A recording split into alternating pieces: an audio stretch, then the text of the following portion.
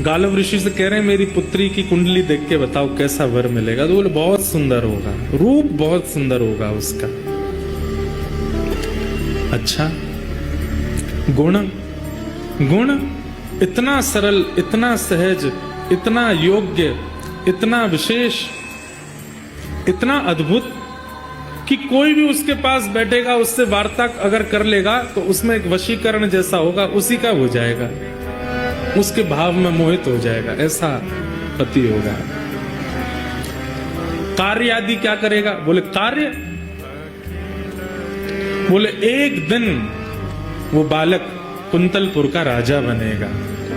ये सुनकर के तो दृष्ट बुद्धि नाचने लगा, वाह वाह वाह, मैं मंत्री हूं, मेरी कन्या राजा को ब्याहेगी। ब्याह के बाद राजा बनेगा, ब्याह से पहले नहीं। बोले कभी बन तो जाएगा ना राजा? बोले हाँ राजा बनेगा, राजा से ही ब्याह होगा। बोले अच्छा, और बताइए और बताइए। गुण बताते गए। बोले गालव ऋषि बोले सब गुण ही गुण हो ऐसा नहीं होता, कुछ अवगुण भी होते हैं। बोले अवगुण बताओ।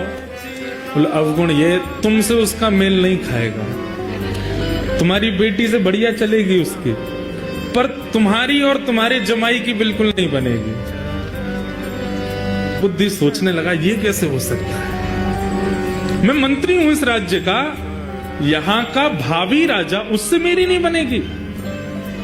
बोले हाँ तुम्हारी नहीं बनेगी, और जब तुम्हारी बेटी का ब्याह होगा तो तुम सबसे बड़ी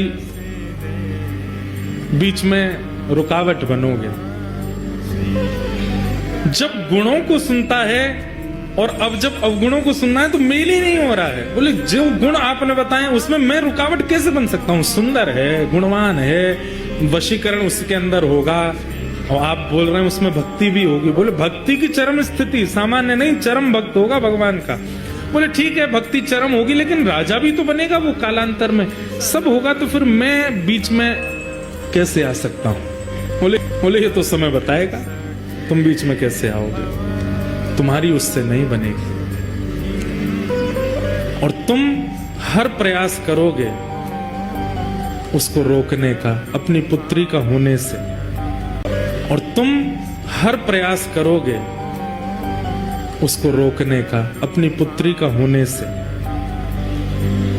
बेटी तो वहीं बैठी बैठी पिता को देखने लगी, पिताजी आप ऐसा मेरे साथ नहीं करोगे ना? बोले बेटी मैं क्यों करूंगा, अब ये बता रहे हैं वो तो सुनना पड़ेगा।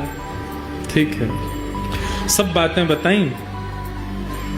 सब बातें बताने के बाद गालव ऋषि ने प्रसाद आदि पाया। बोले चिंता मत करो, बहुत अच्छा भविष्य होगा तुम्हारी बेटिया का, तुम बिल्कुल निश्चिंत रहना। ठीक है, थोड़ी चिंता में तो आ गया दृष्ट बुद्धि। जैसे ही गालव ऋषि जाने लगे तो सब लोग जाते हैं बाहर तक छोड़ने के लिए। उसी समय बाहर नगर के बालक, जिनके परिवार इतने बड़े नहीं है, छोटे छोटे घरों के बालक, वो सब खेल रहे थे चंद्रहास जी के साथ में। गालव ऋषि जैसे ही बाहर निकले तो उनकी तो दृष्टि ऐसी थी, वो जिसका मुख देख लें उसका भविष्य पता चल जाता था। चंद्रहास जी जैसे ही बाहर आए, बाहर आते ही उनकी दृष्टि ऐसे घुमाई नगर के ऊपर, वहां वो बालक खेल रहे थे, बीच में चंद्रहास जी का तो आकर्षण था ही रूप में। चंद्रहास जी को जैसे देखा, ओहो कुंतलपुर का भविष्य तो मेरे सामने खड़ा है। दृष्ट बुद्धि आ, कौन भविष्य मतलब? हे भगवान आप क्या कह रहे हैं? बोले वो बालक कौन है? वो बालकों के साथ जो खेल रहा है, जिसका स्वरूप बुद्धि इतनी सुंदर नहीं है, इतनी सुंदर है पर वस्त्रादि इतने शोभायमान नहीं, वो कौन है? दृष्ट बुद्धि बोला पता नहीं कौन है। अब ये 3 वर्ष के थे जब दृष्ट बुद्धि ने घर से निकाल दिया इनकी मां के मरने के बाद। बोले महाराज मुझे क्या पता, यहाँ तो बहुत बालक है, होगा किसी का बालक, ऐसे ही बोल रहा है। आज वैसे तो पता चलता है कोई दासी का आदि का पुत्र होगा। इतने में ही दृष्ट बुद्धि का पुत्र आया माधव। बोले हाँ पिताजी भूल गए, ये कौन है? बोले कौन है? बोले एक दासी नहीं आई थी हमारे यहाँ छोटे बालक को लेकर के, जिसने कहा था जो सेवा करोगे करूंगी, उसने प्राण त्याग दिए थे ये जब छोटा था। हाँ हाँ हाँ हाँ, एक आई थी, केरल देश से आई थी। बोले हाँ, वो जो बालक जिसको छोड़ के वो मरी, वही बालक है। गालव ऋषि बोले ये वो बालक है? बोला हाँ महाराज, वो इसकी माँ हमारे यहाँ दासी थी, उसी का पुत्र, माँ मर गई, अब रहता है इधर उधर ही घूमता रहता है। गालव ऋषि बोले इसको पास बुलाओ। पास बुलाया, सामने आकर के खड़े हो गए चंद्रहास जी, हाथ सिर पर रख दिया। स्पर्श नहीं करते थे गालव ऋषि किसी का। चंद्रहास जी के सिर पर हाथ रखा, बोले कुंतलपुर का भावी राजा है। इस गालव ऋषि बोले इसको पास बुलाओ। पास बुलाया, सामने आकर के खड़े हो गए चंद्रहास जी, हाथ सिर पर रख दिया। स्पर्श नहीं करते थे गालव ऋषि किसी का। चंद्रहास जी के सिर पर हाथ रखा, बोले कुंतलपुर का भावी राजा है, इस नगर का राजा होगा। सुन करके धृष्ट बुद्धि बोला आप क्या बोल रहे हैं? इसकी माँ का पता नहीं, पिता इसके हैं नहीं, परिवार कोई है नहीं, ये राजा कैसे बन सकता है? राजवंश का राजकुमार राजा बनेगा? बोले मैंने जो बोल दिया वो होगा। और सुनो, देख लेना प्राण नहीं निकल जाए ये बात सुन के तुम्हारे। बोले क्या? तुम्हारी बेटी का भी इसी से ब्याह होगा, तुम्हारी बेटी विषया का इसी से ब्याह होगा, यही तुम्हारा जमाई बनेगा। सुन करके धृष्ट बुद्धि मूर्छित हो गया। गालव ऋषि की बात धृष्ट बुद्धि के दिमाग में नहीं बैठी।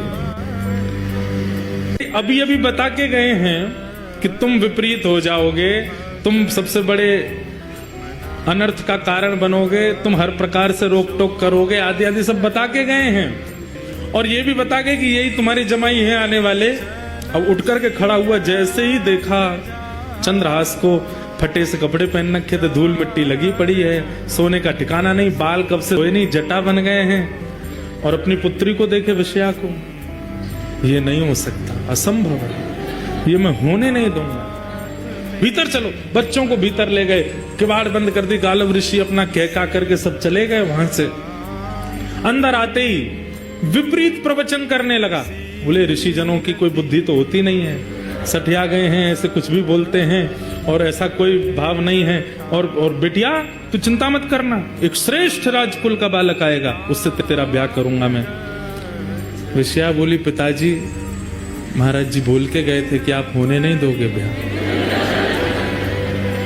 आप वही कर रहे हो।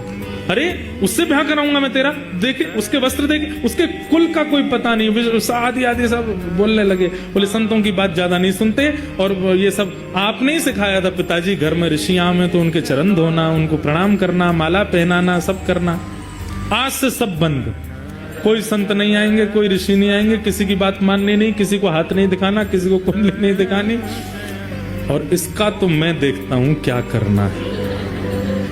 और उसी समय से दृष्ट बुद्धि लग गए किसके पीछे?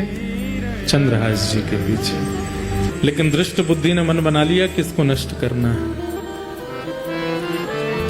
सैनिकों को बुलाया, बोले एक काम करना है तुम्हें मेरा। बोले क्या? आपने ही सिखाया था पिताजी, घर में ऋषि आए तो उनके चरण धोना, उनको प्रणाम करना, माला पहनाना, सब करना। आज से सब बंद, कोई संत नहीं आएंगे, कोई ऋषि नहीं आएंगे, किसी की बात माननी नहीं, किसी को हाथ नहीं दिखाना, किसी को कुंडली नहीं दिखानी, और इसका तो मैं देखता हूं क्या करना है। और उसी समय से दृष्ट बुद्धि लग गए किसके पीछे? चंद्रहास जी के पीछे। लेकिन दृष्ट बुद्धि ने मन बना लिया कि इसको नष्ट करना है। सैनिकों को बुलाया, बोले एक काम करना है तुम्हें मेरा। बोले क्या? वृक्षों के नीचे एक बालक घूमता रहता है। बोले हाँ, उसको पकड़ करके ले जाना है और दूर वन में ले जा करके, इतना दूर ले जाना कि खबर भी ना पड़े, दूर वन में ले जाके उसका वध कर दो। और प्रमाण देने के लिए मुझे उसका कोई एक अंग अपने साथ लेकर के आना, जिससे ये प्रमाणित हो जाए कि तुमने उसे मार दिया।